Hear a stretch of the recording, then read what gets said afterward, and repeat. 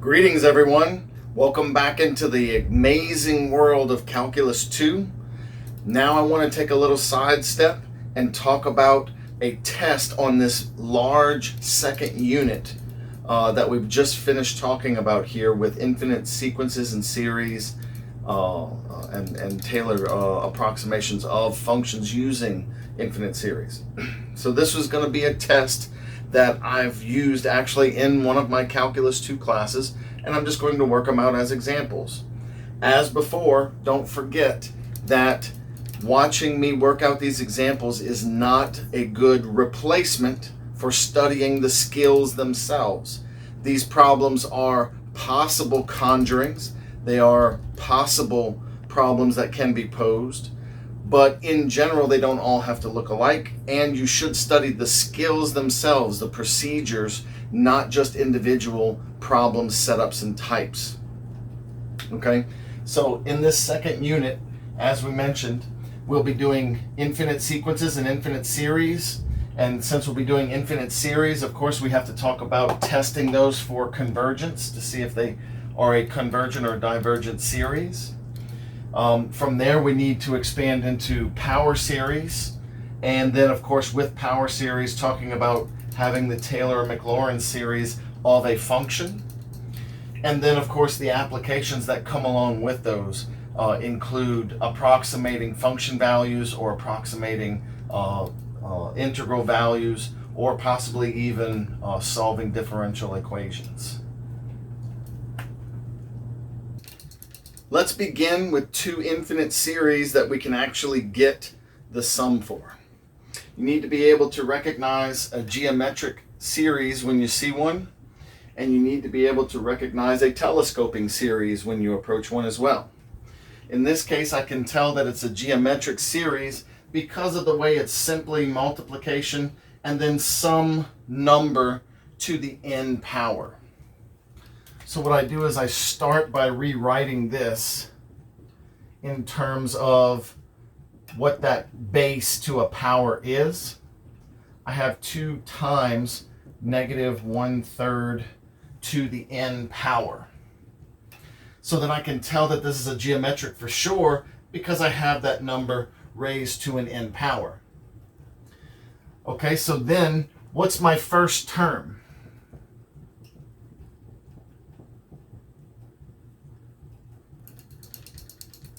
Very often the first term is symbolized by little a, and that's going to be when n equals 0.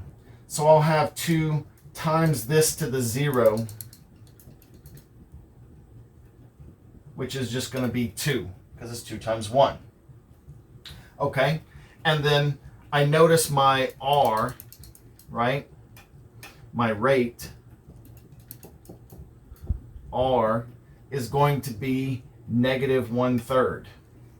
And of course, the thing to notice about the rate in any geometric series is, can I make this a convergent series, or can I recognize that this is convergent or divergent? And remember, to do that, we just need the absolute value of r to be less than 1. In this case, the absolute value of r is 1/3. So true, it is convergent.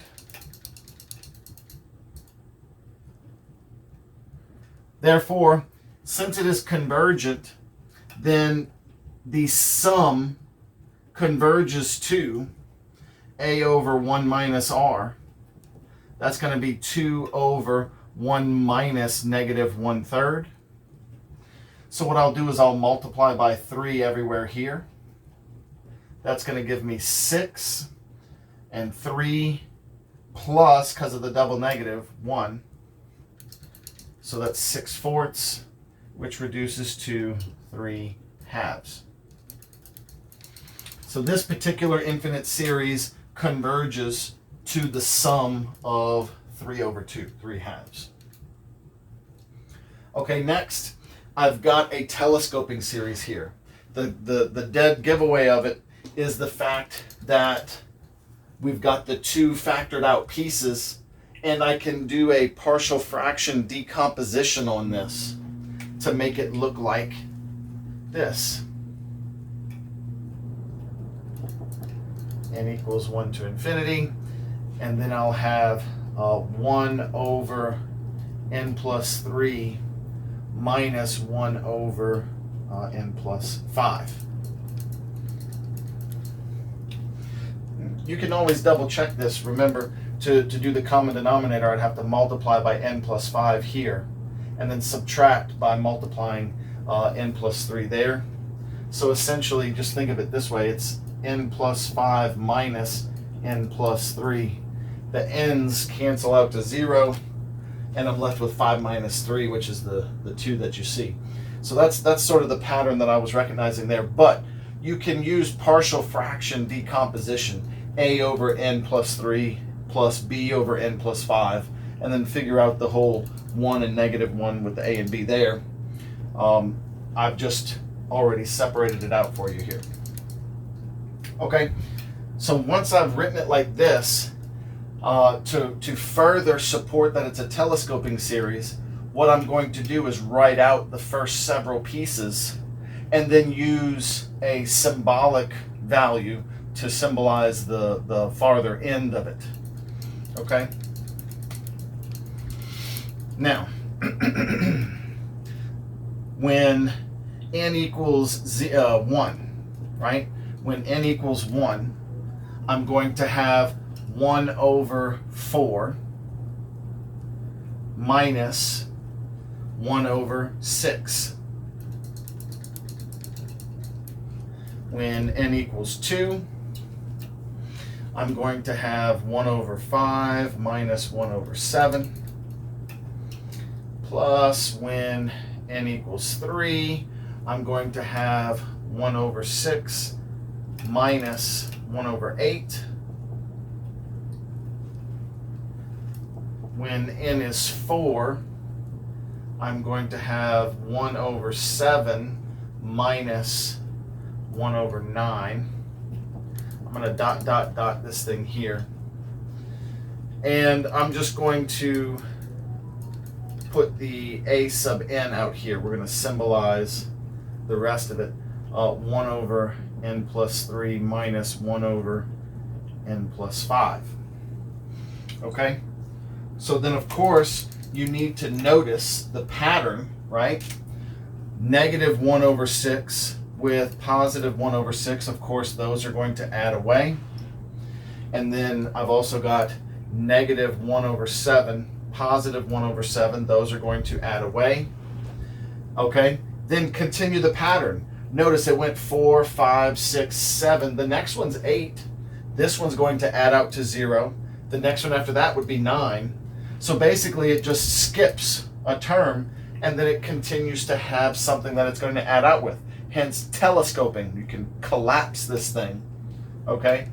And then finally, to note the tail end over here, right? I can take the limit as n goes to infinity of 1 over n plus 3, and I'll get 0. And the same thing with 1 over n plus 5. They go to 0 even on the same order, right? So in general, both of these two put together tell me that the limit as n goes to infinity of a sub n is 0, right? You can also tell the same thing from the original a sub n as well. Okay, so in other words, the tail vanishes, right? After some fashion, the tail vanishes at the very end. And the whole way along, the pattern is going to keep wiping them out. Okay, well, who are the only survivors? Notice 1 over 6 started the pattern, then 1 over 7, then 1 over 8. So I have 2 survivors. I have 1/4 and I have 1/5. Those 2 are going to survive. So my sum is going to be equivalent to 1/4 plus 1/5, which is just 9/20.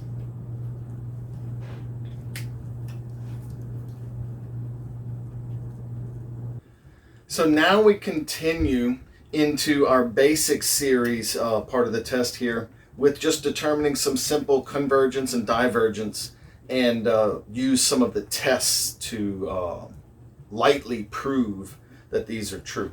Now, most of these are set up, especially on a test of this nature, most of these are set up to be quick, oh, I notice it's this, or I notice it's that problems, with and just need to be lightly argued, lightly proven, just on a very basic level to make sure that you know what you're talking about. That's why I give a separate quiz on just using these tests to be able to focus more in the actual writing of the proofs here. So what I'm writing here is not going to be actual full-on proofs. They're just going to be structures of arguments, and the answer is just, does it converge or diverge? Okay, so I have these 6 different setups here. We're going to talk about each one individually. So I have the sum from k equals 6 to infinity of negative 8 over k squared plus 9. Okay, so there's a few twists and turns that I put in here just to make sure that we get that deeper conceptual understanding of what's going on. Notice I started at 6. That's sort of the little twist on this one. Is it okay, does it change any of our tests for these series if I start on k equals 6 rather than k equals 0 or k equals 1? And the answer to that question is no, it doesn't really change anything, because that's only a few terms. 0 through 5 or 1 through 5, whichever ones work out, right? And it's a finite number of them. It's only 4 or 5 terms, depending on, you know, where you were thinking that you should have started from. Okay? That's a finite number because none of those individual terms are going to be infinite in size. So cutting off the front of a sequence and starting at a later number does not change the convergence or divergence. It's always that infinite tail. The fact that I'm going to infinity that makes the difference here.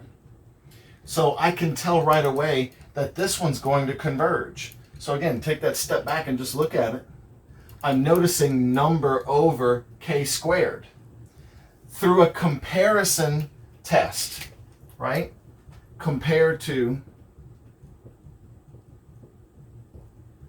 the sum of 1 over k squared by itself, which is a p-series, right?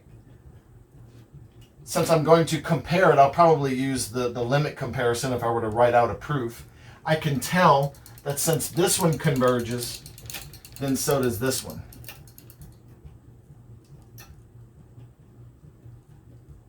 Okay? Now, of course, it's going to converge to something wildly different than just the sum with 1 over k squared. But the fact of the matter is it's on the same order as that series. Next, right here, this one looks like a jumbled mess of some stuff. And we want to see if it converges or diverges. It's all based on multiplication and powers and factorials. So you have a couple of choices here. You can use ratio or root. Those would be your 2 best. Me personally, I like using the root test because it's quick, one limit. I don't have to set up a big structure like the ratio test. And this one's going to work really well because I have a lot of powers that root just sort of steps right through, right? The only catch, of course, is you have to know how to handle the factorials in the limits. And we discussed that in my earlier lecture on the root test. So right here, I'm going to set up the root test. I have the limit as n goes to infinity of the nth root of the absolute value. Don't forget, absolute value. That's going to take away this negative 1 to the n. It's not even going to worry about it.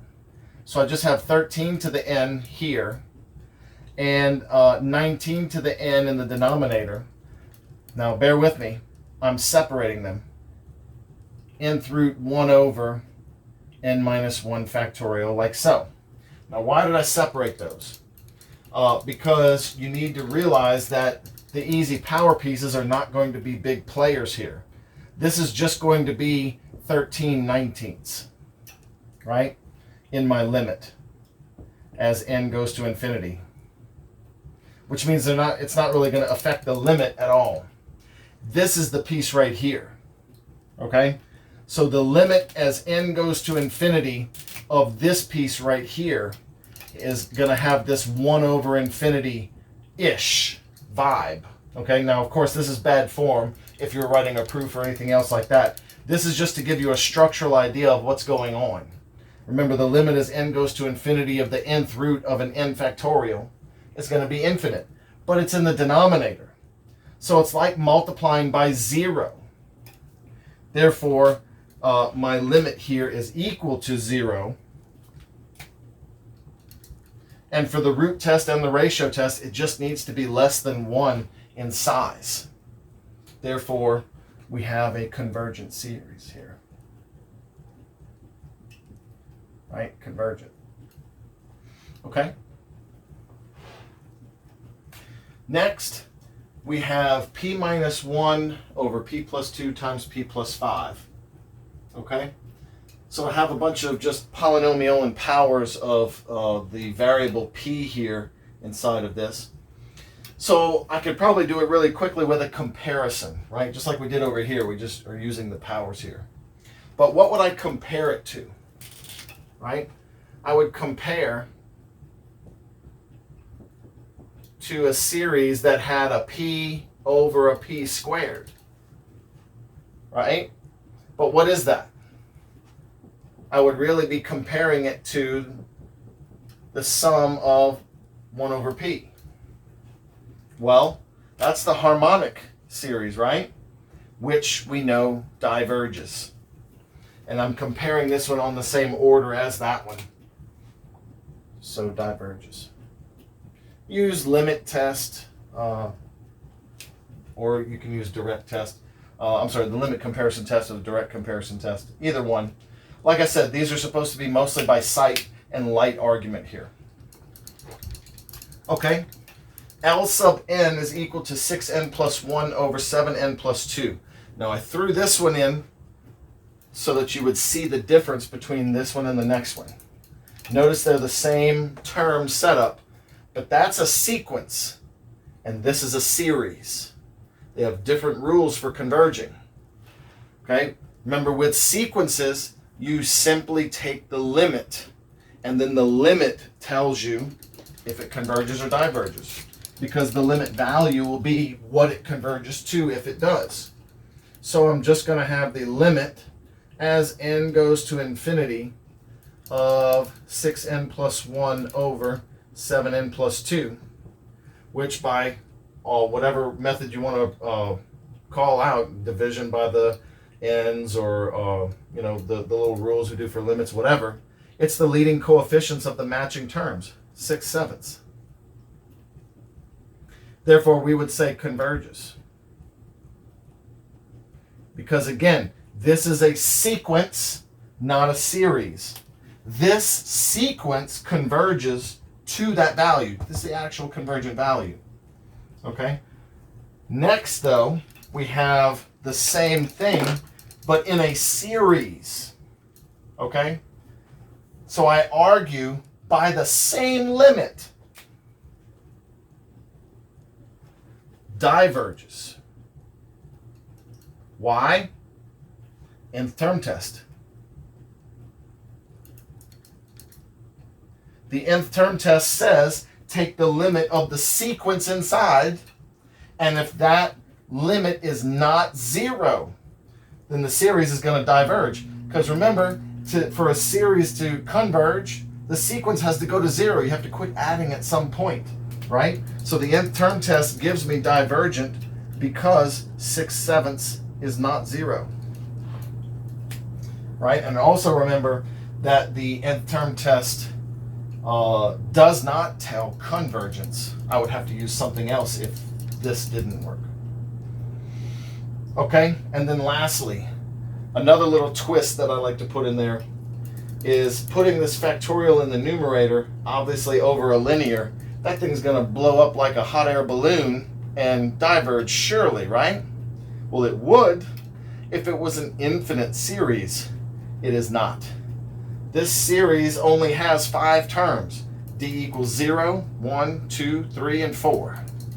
There's only 5 numbers, and each one of them is finite. You can plug in the numbers each time, add it up. You can actually find the sum on this one because it's just 5 numbers that you're adding up and calculating. So this one is convergent sort of by default, right? This one converges Why?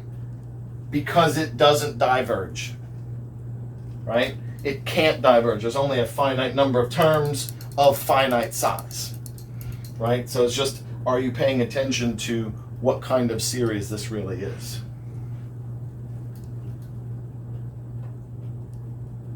Now as we move further into the test, we're going to go beyond just the basic series here, and we're going to talk about the power series. And one of the major things, one of the major skills that we test in power series is the interval of convergence. The ability to list out all of the x values that can still cause the series to be a convergent series. And also links it to, a domain of a function. So here we go. I have two series here on the test, and it says determine the interval of convergence of each.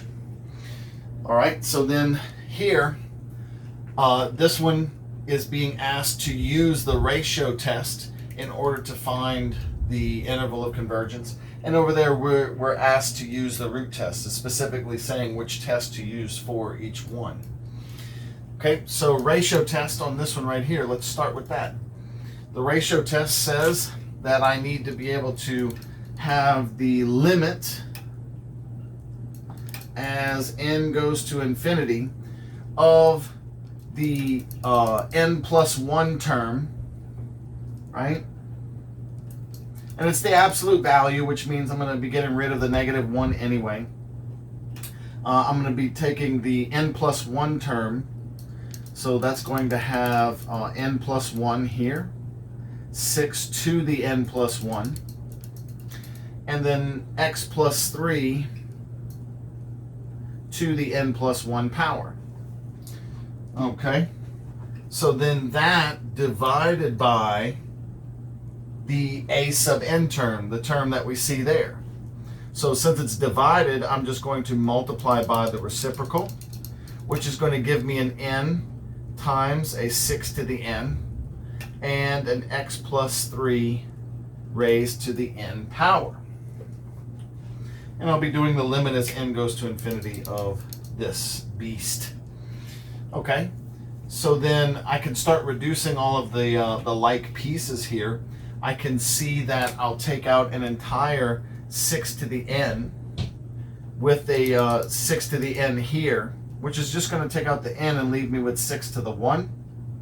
I can take out an x plus 3 to the n, again leaving me with only a single x plus 3 to the 1 power.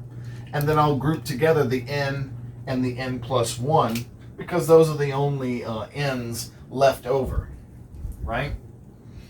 Okay, so then I have that this is going to be equal to the limit as n goes to infinity of x plus 3. Oh, and I have to be really careful because it was absolute value, right? So in other words, I should be doing the absolute value of x plus 3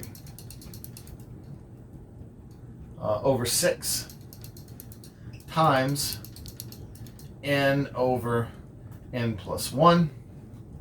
But of course, the limit as n goes to infinity of the n over n plus 1, that's just going to be a value of 1. And since this is the ratio test, I want this to be less than 1. Okay, so what does that mean? It means that we have the absolute value of x plus 3 over 6 is less than 1 whenever this thing is convergent. Okay, so I'm going to multiply my 6. Absolute value of x plus 3 has got to be less than 6, which of course leads me directly to the statement that negative 6 should be less than x plus 3, which should also be less than 6. Or in other words, x plus 3 should be between negative 6 and 6. Okay? Now I might add at this point that that's the radius of convergence there is the 6, right? That's a radius of convergence. Wherever your center is, in this case our center is negative 3, it's going to go 6 in each direction for this one. But now let's get to the interval here, right? I'm going to subtract 3 from everything. So I'll get negative 9 and 3. So x is between -9 and 3. This is the interval right here. Now we have question marks underneath each of these less than signs. Is there an equal on either one? So we'll need to test those two endpoints. Okay, so that's what I'm going to do now. When x equals -9,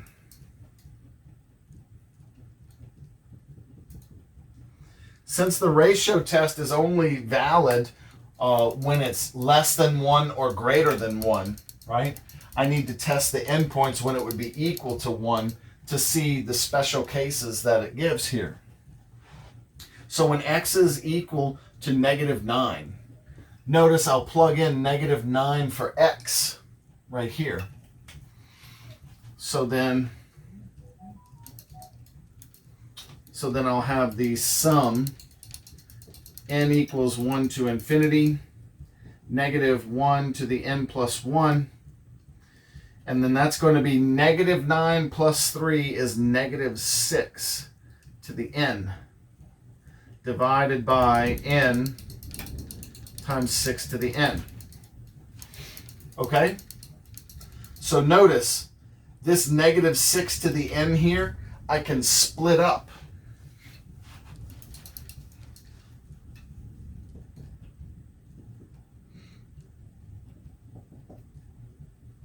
So I'll have -1 to the n plus 1. I'll have -1 to the n, 6 to the n.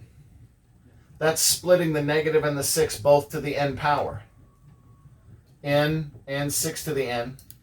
So the 6 to the n's are going to reduce. Then right here, notice the -1 to the n plus 1 and -1 to the n totally will give me an exponent of n plus 1 plus n. Okay? So here's the thing you gotta notice. -1 to the 2n plus 1 power. 2n plus 1 is guaranteed to be an odd number. So -1 to an odd number always gives me -1. It does not alternate anymore. That's the important key thing here. It's not alternating anymore. This is just flat out equal to the negative sum from n equals 1 to infinity of just 1 over n, which we know is the harmonic series just multiplied by a negative, and therefore divergent. So no equal sign on the -9. So far my interval of convergence, I have that x is an element of parentheses -9 comma 3. So now I just need to decide what goes on the end here, and then we'll be finished with this problem. Okay, so then let's take a look on the other side here. I'll draw a little separator here. When x equals 3, we're going to test the other endpoint here. When x is 3, I have 3 plus 3 is 6 to the n. So I have n equals 1 to infinity, -1 to the n plus 1, 6 to the n over n, 6 to the n. Right? This 6 to the n comes from the 3 plus 3. These 6 to the n's reduce, leaving me with sum from n equals 1 to infinity, -1 to the n plus 1 over n, which is the alternating series version of the harmonic. It's the alternating harmonic, which is conditionally convergent. Therefore, I would put a bracket on the end, and there's my interval of convergence. All values of x in between -9 and 3, and also x equals 3, would cause this particular power series to converge. Now, what about the other one over here, the root test? Well, this one is pretty quick. Using the root test, I would say the limit as k goes to infinity of the nth root of k factorial, absolute value of x minus 7 to the n. Okay? Which that's going to be equal to the limit as k goes to infinity of the nth root of k factorial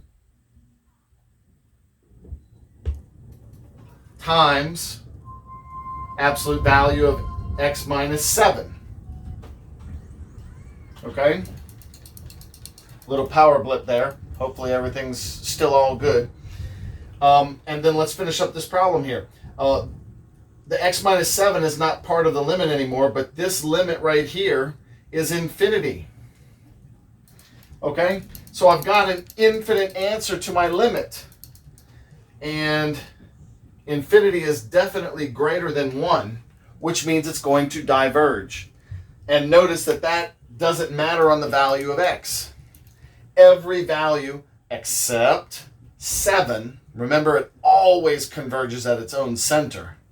Every power series always converges at its own center, but it's a trivial convergence. If I plug in 7, everything is 0.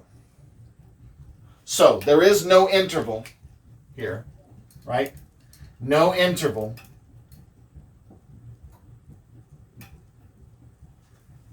Just x equals 7 is the answer to that one.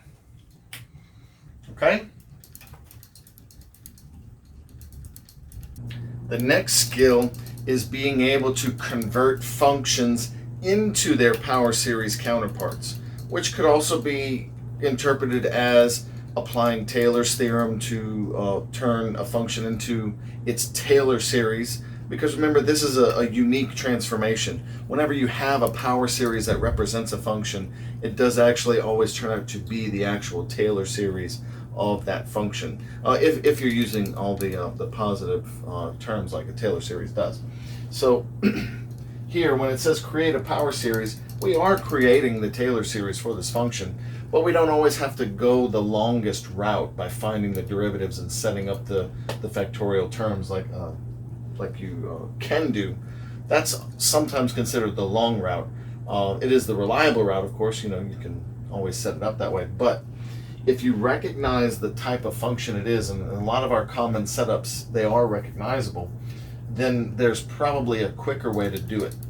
For example, in this one right here, I'm going to take advantage of the geometric series a over 1 minus r setup. Right? So I'm looking for an a over 1 minus r type of setup here because of the fraction setup with the binomial in the denominator. And since my center is going to be equal to 3, that means that I should be looking for x minus 3 to powers, right? To some power in there. So I'm going to have to set up things accordingly using all of the pieces here. Okay, so I'm going to start by rewriting this. I'm going to have 4 over 2 plus. Now remember, I'm looking for x minus 3 as a chunk quantity here. So I've got 3 times x. And if I want an x minus 3, then I should have a minus 9 here next to this.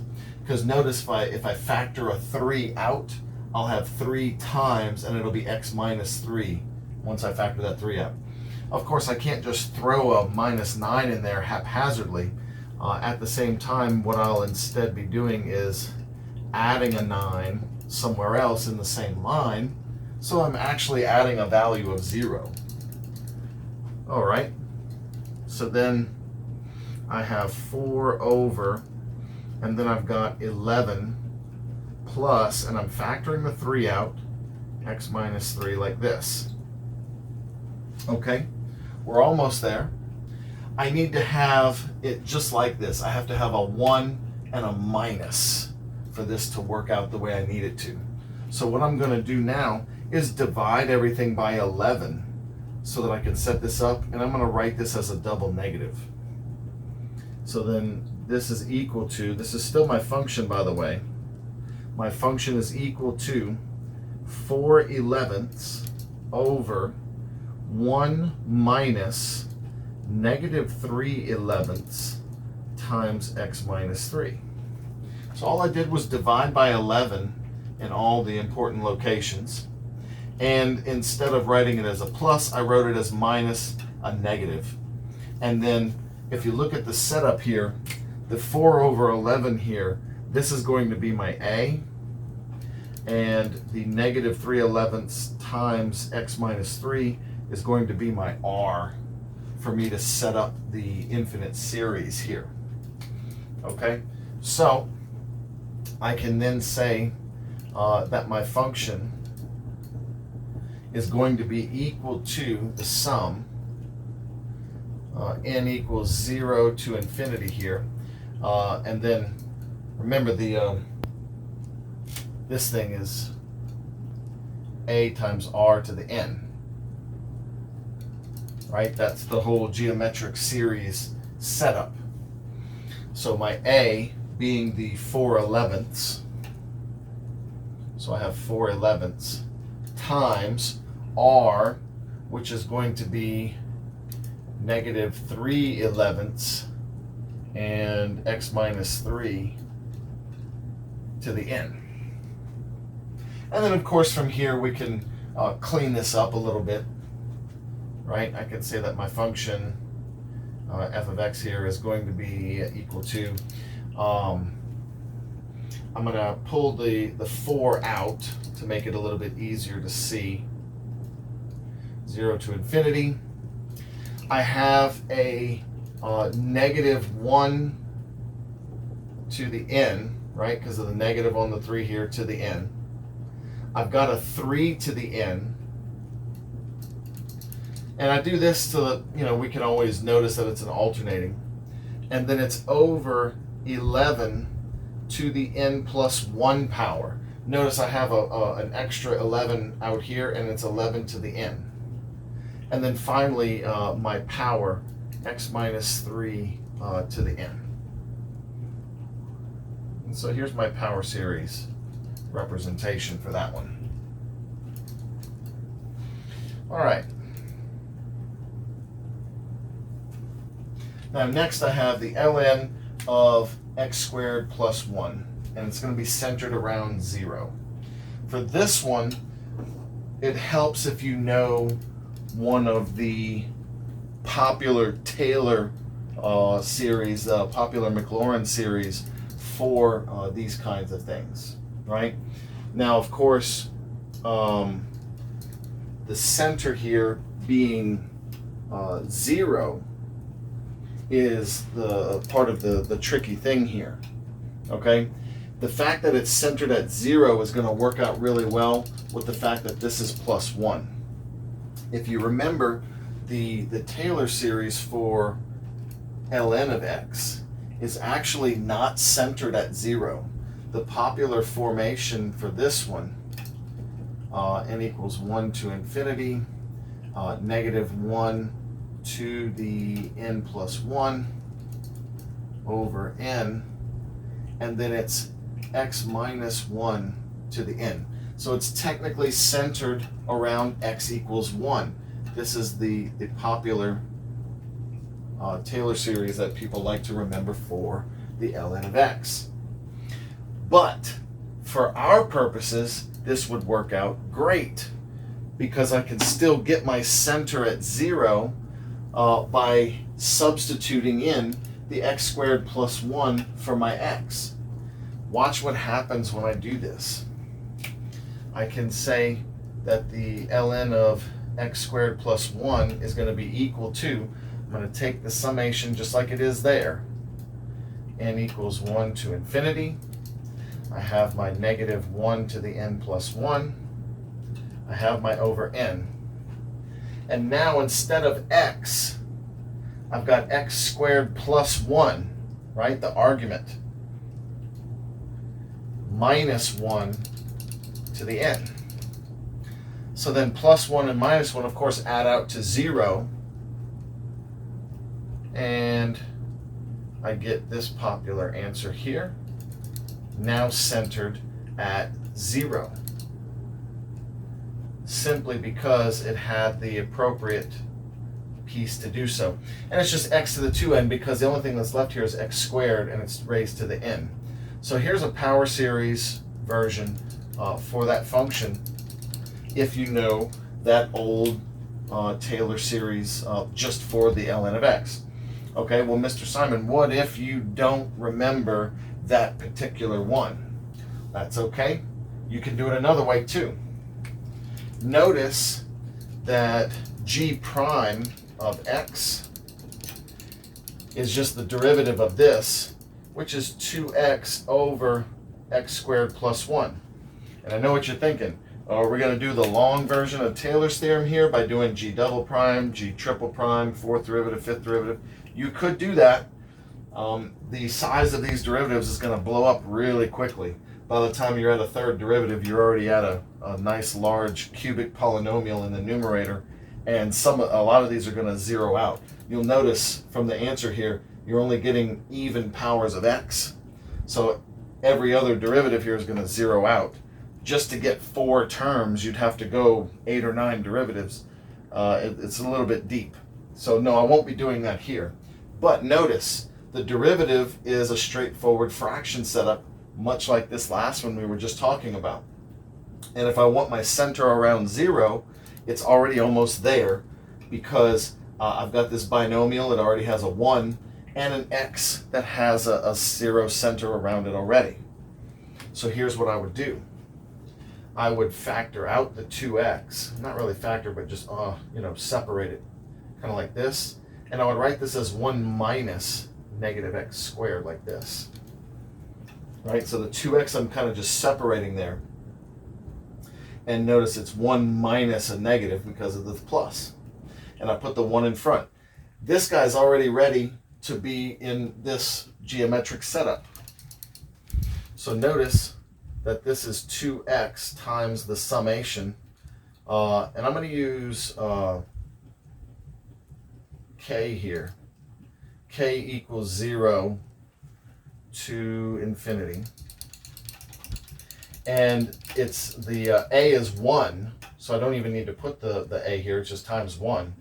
And then it's negative 1 to the n, x to the 2n, because it's negative x squared all raised to the n. So I just separated the negative 1 and the x squared and just raise them both to the n. Okay? So the only other thing you need to notice is instead of keeping this x separate in a multiplication, I multiply it in right here, and this just gives me 2n plus 1 as my exponent. Now that's the derivative function as a power series. So now I'm just going to integrate this, and remember, to integrate is just a power rule here, right? So then my original g of x, I just integrate.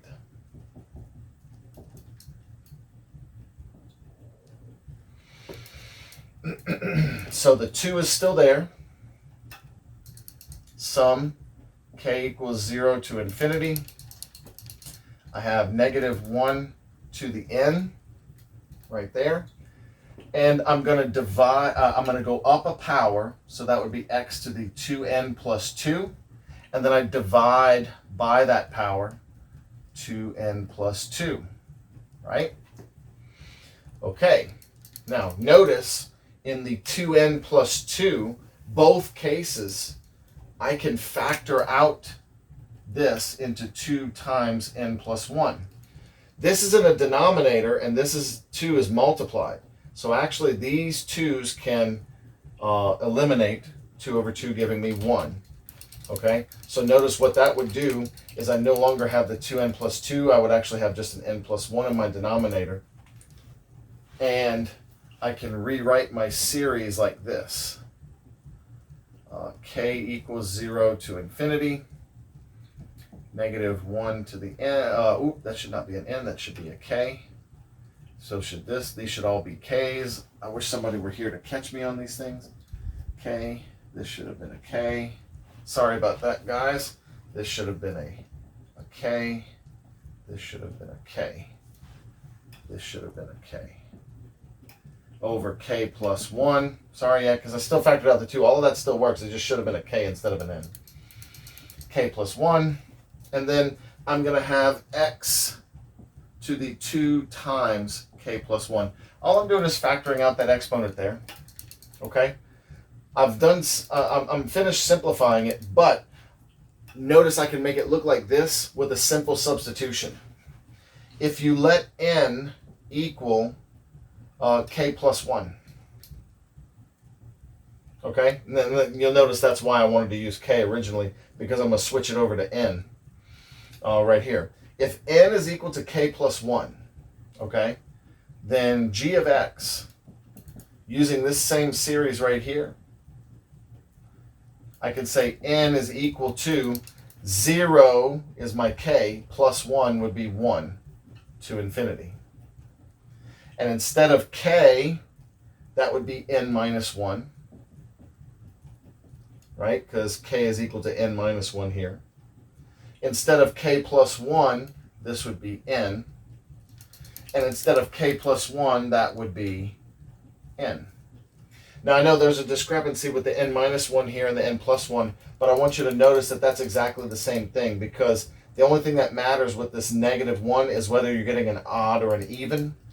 And 1 minus 1 is 0, 1 plus 1 is 2. It's actually the same thing. Okay? So this is just another way of getting that same power series still centered at 0 by using the derivative and then reintegrating it into the thing. Or if you already knew the formula, you can get right to it. Right? Now for an application. Taylor's theorem is going to allow me to at least get a really nice approximation of an integral as a consolation prize, if you will, since this is an integral that I really can't do in any sort of closed form. I have this integral here that I really need to know the value of. So right now the best I can hope for is a good Taylor approximation. And hopefully that it doesn't take many, layers of a series to get a good, decent approximation. So this has got two skills. First, the creation of the power series that's going to let me approximate it. To find the approximation, right, that's kind of all one skill. And then the second skill is make sure that it's within this much error. It's this close to the true value of this integral. Okay? So here we go. First of all, I'm going to remember that the Taylor series for sine of x is the sum n equals 0 to infinity, negative 1 to the n, over 2n plus 1 factorial, and times x to the 2n plus 1 power. Okay, so I can approximate sine by itself with this Taylor series. Now what about sine of x cubed? Not much more of a step. I'm just going to replace the x with an x cubed. So I have the sum n equals 0 to infinity, negative 1 to the n, and then this is 2n plus 1 factorial again. And then I'm going to have x cubed to the 2n plus 1 power. Okay? But also don't forget that I can raise this 3 to the 2n plus 1. Basically, I'm just going to multiply these out. So instead of 3 to the 2n plus 1 power, instead what I'll have is x, 3 times 2n is going to be 6n, and then 3 times 1 is 3. So then this is going to be a power series, a Taylor series for sine of x cubed. Then lastly, I need to be able to do an antiderivative of that and then evaluate between 0 and 1. And don't forget, doing an integral and antiderivative here only affects the x. So I'll be doing the antiderivative of this right here. That's going to be equal to the sum n equals 0 to infinity. I'm still going to have my negative 1 to the n. I'm still going to have my 2n plus 1 factorial. Now, this is x to the 6n plus 3, so it's going to be x to the 6n plus 4 power, right? I add 1 power, and then I have to divide, right, times right here, by that new power, 6n plus 4. Okay, but then also remember, this was an antiderivative between 0 and 1. So I will therefore be evaluating just the x portion here between 0 and 1. Okay, but that's not very big of a deal because I'm just plugging these numbers into x.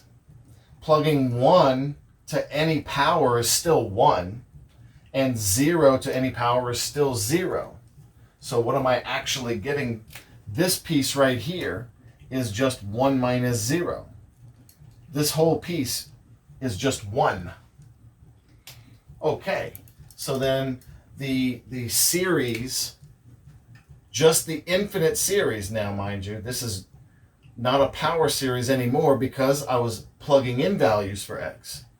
N equals 0 to infinity, negative 1 to the n over 2n plus 1 factorial times 6n plus 4. This infinite series is equal to the value of this particular integral. So then if I can just approximate this series, because it's definitely not one of our normal setups, right? It doesn't look like a geometric or a telescoping or any of those other ones. And I actually want a value, not just test it, okay? Obviously it converges. You can tell by comparison all of my n's are in the denominator. It's definitely going to converge by whatever comparison you want to use. And obviously it should, right? Because this is some finite value. So now approximating it. Well, good news. It's an alternating series. Remember, to approximate an alternating series, you simply just keep adding terms, and whatever accuracy you want, you can control with taking the error being more than the next neglected term. Okay? Remember, alternating series, the amount of error is always equal or less than the next neglected term. Okay? So in other words, we say that our desired error, or our error, is less than a sub n plus 1, right? If we're summing up to an, right? So the sum up to an, our error is going to be less than that. We want this to be less than 0.0001. So in other words, if I can figure out an n value such that the next term, a sub n plus 1, is less than this desired number, then that will guarantee that I'll be at least within the desired amount of error. Okay? So, if I count this piece right here, if I say that this is a sub n, okay, then a sub n plus 1, and really actually all we need is absolute value, right? I don't need the negative 1 to the n part. I just need to make an n plus 1 version and then set it less than that number, and then I can figure out what value of n I need to keep adding to, and then I can just do that and get my approximation. Okay? So let's start building this here. My a sub n plus 1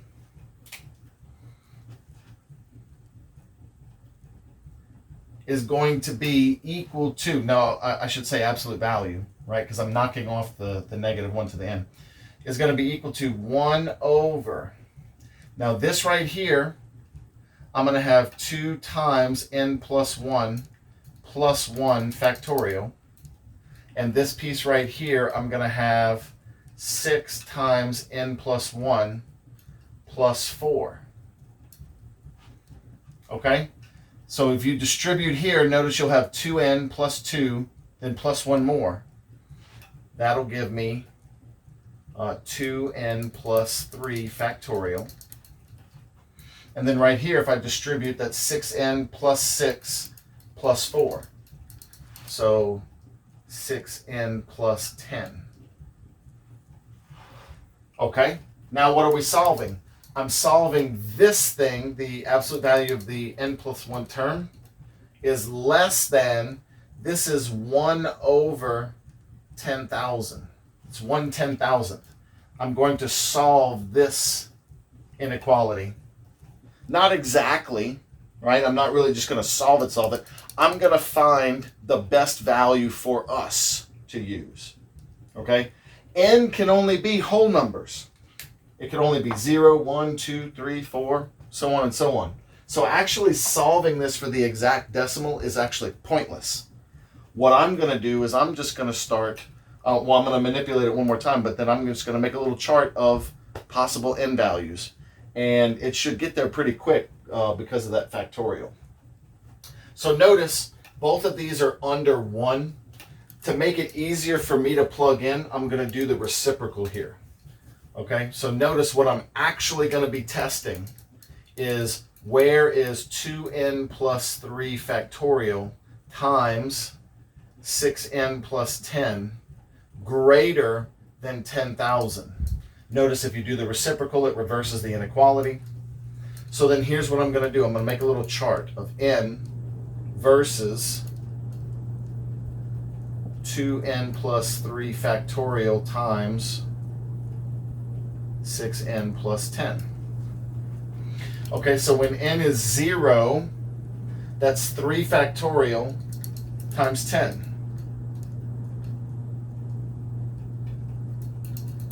Right? Like so. When n is 1, I get 5 factorial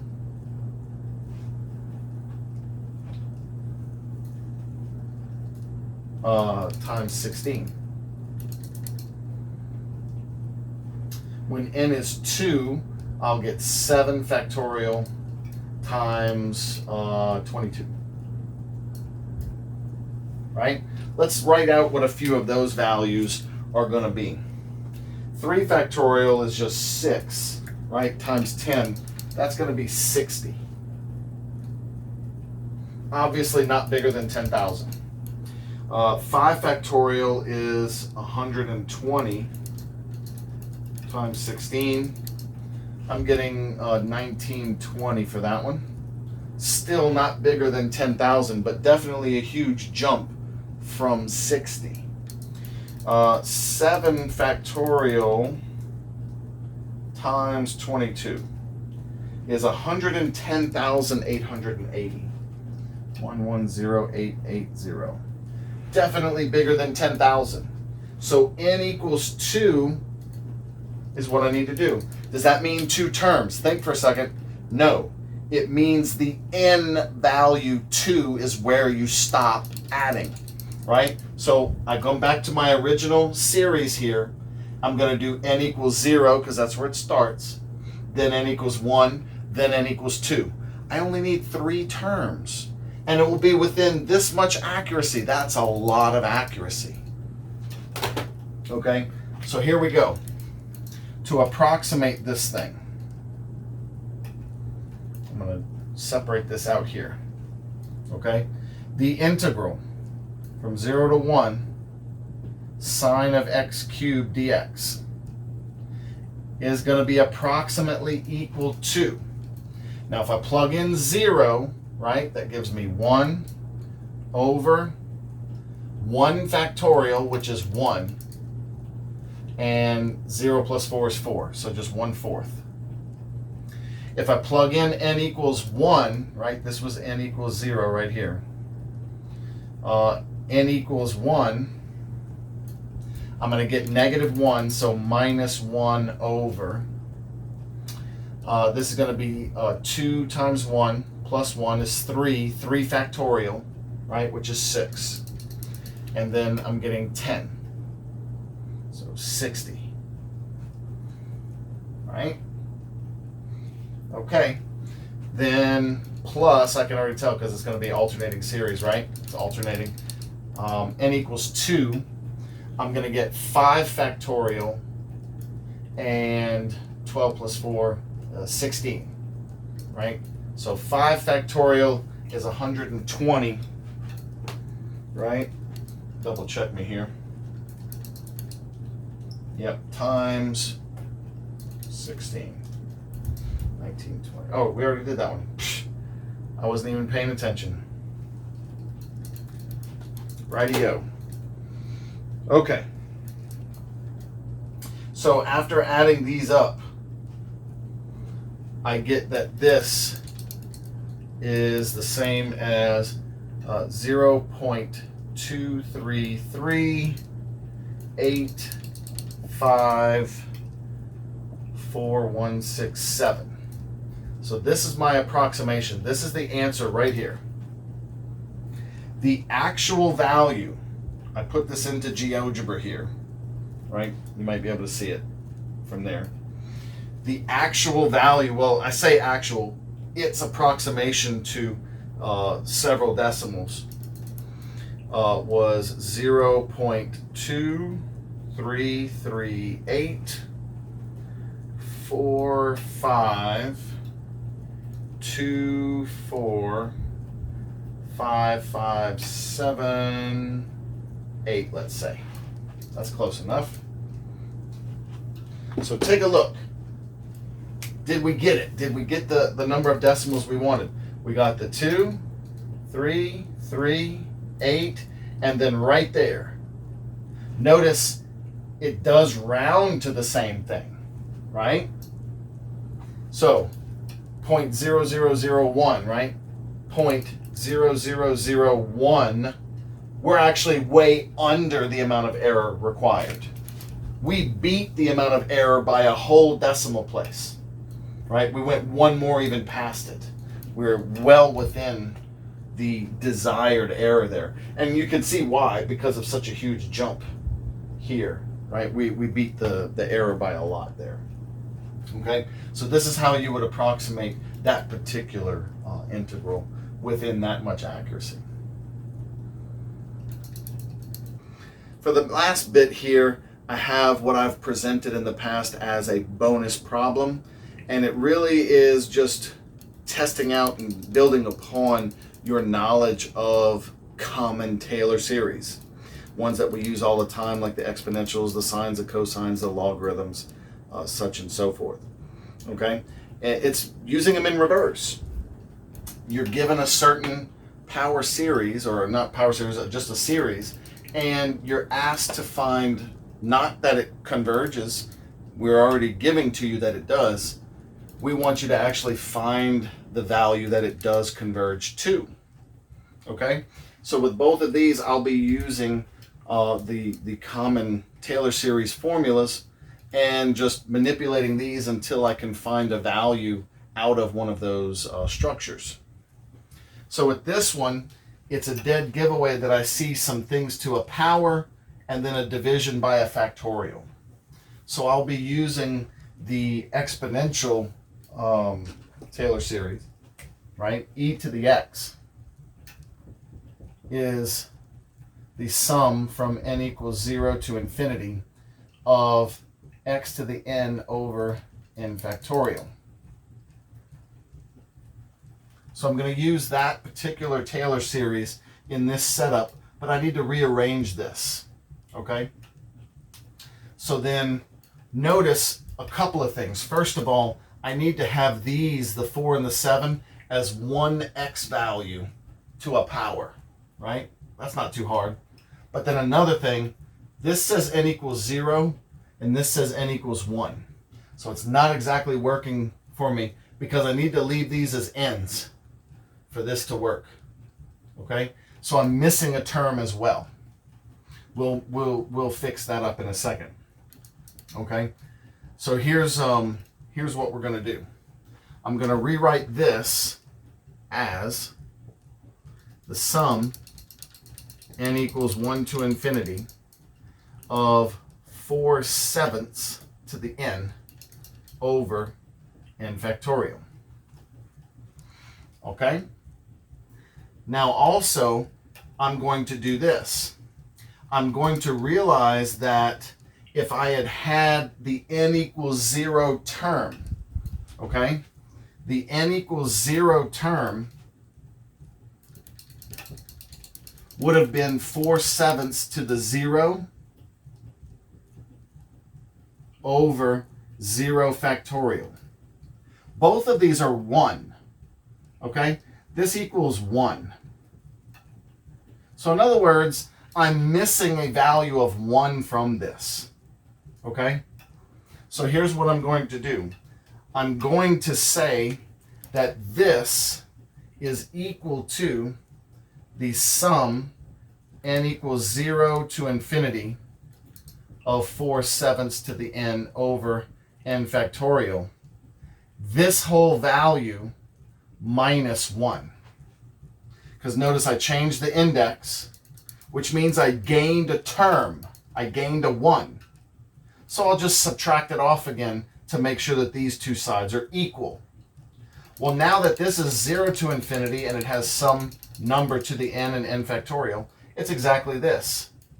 So then the final value is that this is going to be e to the 4/7 minus 1. And that's the actual value that this series converges to. Okay, next, I've got this guy right here that's sort of in a weird format as well. But here's a few telling signs.